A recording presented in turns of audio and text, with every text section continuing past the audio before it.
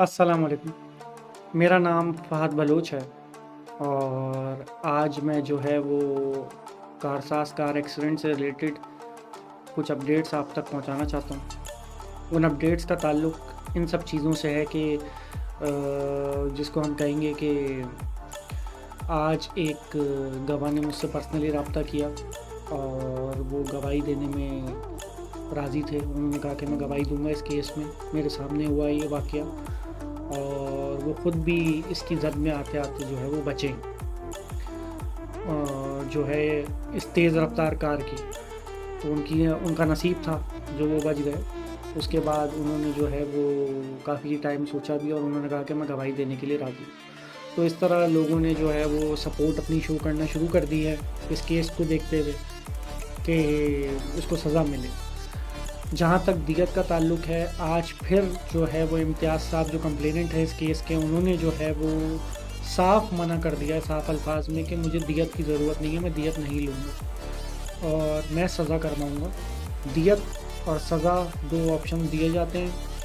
वैसे जो है 322 जो लगाई गई है पीपीसी की, उसकी सज़ा ही दियत होती है, लेकिन अब जब के मेडिकल रिपोर्ट जो है वो आई है जिसमें ये बताया जा रहा है कि मुलज़िमा आइस के नशे में थी और हमारे जितने एहतजाज हैं वो सब रंग ले आए हैं, जिसकी बेसिस पे 114 पीपीसी भी जो है वो एफआईआर में इंसर्ट होने की उम्मीद आ गई है। जिसकी आप कह लें कि उम्मीद इस तरह हमें ज़ाहिर हुई है कि आज नताशा इकबाल का जो शौहर है दानिश इकबाल, उसने हाई कोर्ट से हिफाजती ज़मानत हासिल की है 7 दिन के लिए कि मुझे 7 दिन तक गिरफ़्तार ना किया जाए। हिफाजती ज़मानत का कॉन्सेप्ट आपको बता दूं कि लोग इसलिए लेते हैं कि उन्हें शुबा होता है कि उन्हें एफआईआर में नॉमिनेट करके गिरफ़्तार कर लिया जाएगा, तो वो पहले से जो है वो बेल ले लेते हैं। अब उसके बाद ये बेल दोबारा मिलेगी या नहीं मिलेगी वो एक अलग बात है 7 दिन बाद। तो उम्मीद यही है कि उसके भी गिरफ़्तारी का चांस है कि वो गिरफ़्तार हो, क्योंकि गाड़ी इसका मतलब उसी की है।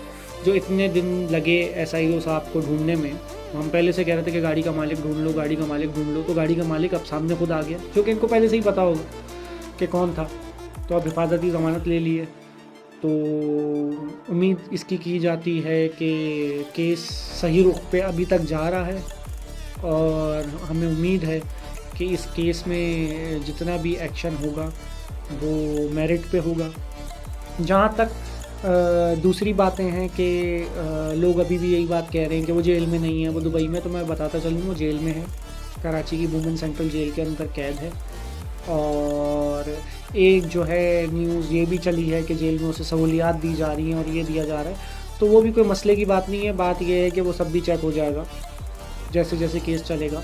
तो अगर ऐसी कोई नाजायज़ सहूलियात दी गई हैं और दी जा रही हैं तो मैं आपको बता दूं कि उसके तहत वो मसले में फंस जाएगी जेल इंतज़ामिया भी और मुलज़िमा भी।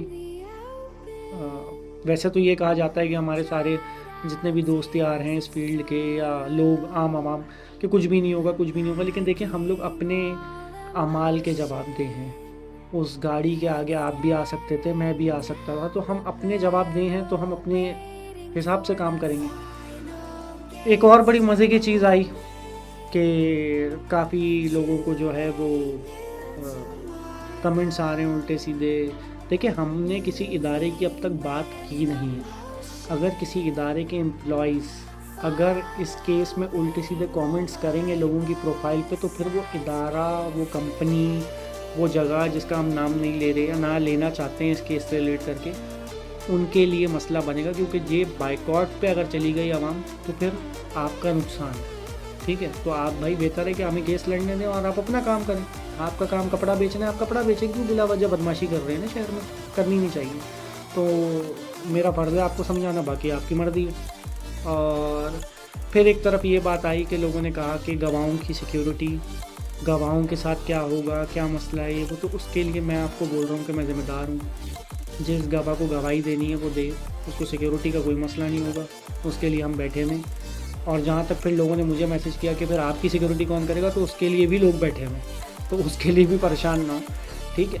तो मेरा आप लोगों से ये कहना है कि दुआ करते रहें, एहतजाजों में शिरकत करते रहें। अभी एक एहतजाज और होने वाला है, उसमें भी शिरकत कीजिएगा कराची शहर के अंदर ही, और उम्मीद है कि इंसाफ का बोलबाला होगा بھلے کچھ نہ ہو، سزا مل جائے، اس کے بعد جو ہونا ہے ہو جائے، ہم نے اپنا کام کر دیا، ہم اپنا کام کرتے رہیں گے، ہم یہ میسیج دیتے رہیں گے ظالم کو کہ ہم مظلوم کے ساتھ کھڑے رہیں گے آخری وقت تک، آخری سانس تک، چاہے پرسنل کیپیسٹی میں مارا ہی کیوں نہ جاؤں، میں آخری دن تک اس کیس کے ساتھ جڑا رہوں گا، چاہے میرے اندر خون کا آخری قطرہ کیوں نہ بچ جائے۔ اس لیے میں آپ سے یہ کہہ رہا ہوں کہ دعاؤں میں ہم سب کو یاد رکھیں۔